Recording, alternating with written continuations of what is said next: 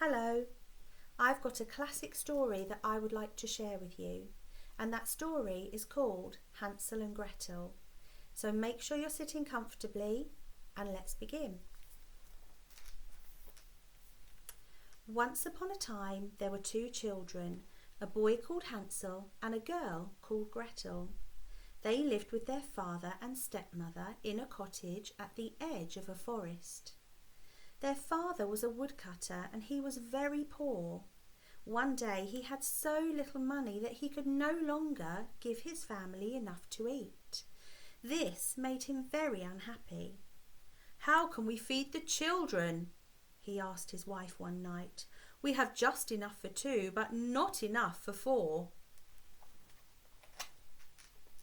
His wife did not really like the children.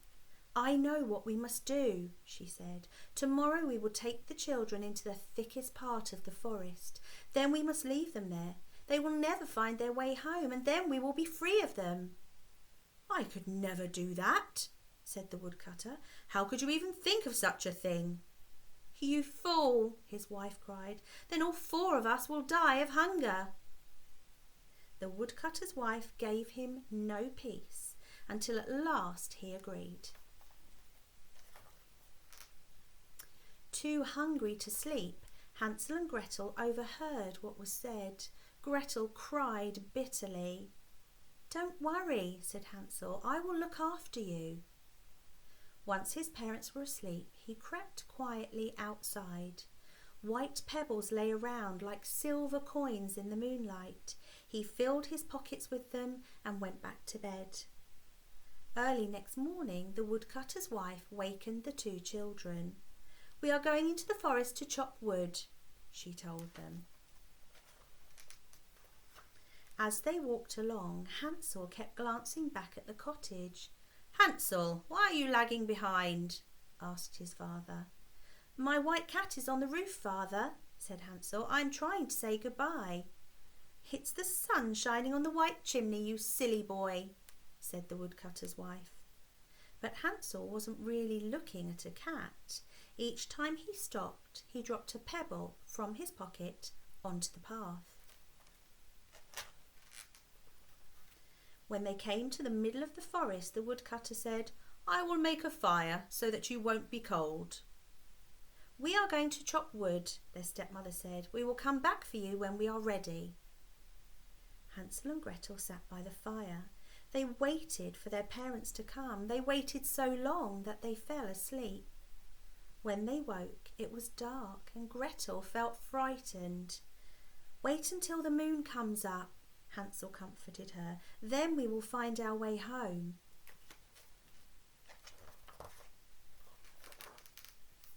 At last the moon rose in the sky. Hansel took his sister's hand and followed the pebbles he had left on the path. They shone like silver in the moonlight and showed the children the way home. "You naughty children," scolded their stepmother. "Where have you been?" The woodcutter was very happy to see them. It had broken his heart to leave them in the forest. Before long, the family had very little food again. One night, the children heard their stepmother talking to their father. "We have half a loaf of bread left," she told him. "Once that is gone, we will have nothing. We must take the children deeper into the forest. This time they must not find their way home." The woodcutter's heart was heavy. He would rather have shared his last crust with his children. But his wife would not listen to his pleading, and again he had to agree. As soon as the woodcutter and his wife were asleep, Hansel got up to fill his pockets with pebbles as before, but his stepmother had locked the door. Sadly, he went back to bed. "Don't cry, Gretel," he said bravely. "All will be well. You'll see." Early next morning, the stepmother wakened the children. Before they left for the forest, she gave them each a very small piece of bread. As they walked through the trees, Hansel lagged behind and stopped every now and then. "Hansel, why do you keep stopping?" his father asked. I'm looking back at my little dove, Hansel replied. He's nodding goodbye to me. That isn't a dove, you foolish boy, said the stepmother. It's the sun shining on the chimney. But Hansel wasn't looking at the dove. Each time he stopped, he dropped a crumb of bread onto the path. The woodcutter's wife led the children to a part of the forest that they did not know. Stay here, she told them. We're going into the forest to cut wood. We will fetch you in the evening. At noon, Gretel shared her small piece of bread with Hansel, and they lay down to wait. But when evening arrived, no one came. Don't be afraid, Gretel, Hansel said. When the moon comes up, we will see the crumbs of bread I dropped. They will lead us home. Soon the moon shone, but they couldn't see any crumbs. The birds had eaten them all. Hansel and Gretel walked all night and all the next day, and they were still deep in the forest. They were so tired they could go no further, and they lay down under a tree to sleep. Next morning the children walked on. They were very hungry. By midday Hansel felt they must soon get help, or they would die of hunger. Just then a beautiful white bird perched on a branch nearby. It sang so sweetly that they followed it as it flew through the trees. The bird led them straight to a little cottage. Look, Hansel, cried Gretel. The cottage is made of bread and cakes, and the windows are made of sugar. Hansel broke off a piece of bread. Gretel took a bite from one of the cakes, and soon they were both munching happily. Just then the door opened, and out came an old woman walking on crutches. Hansel and Gretel were so frightened they dropped what they were eating, but the old woman smiled at them. Come in, children, she said. She led them inside the little cottage. A meal of pancakes, milk and fruit lay ready on the table. In the back room were 2 little beds. After they had eaten, the children lay down, happy to be safe at last. Hansel and Gretel did not know that the old woman was really a wicked old witch who trapped children. She couldn't see very well, but she had a fine sense of smell. She could smell children coming.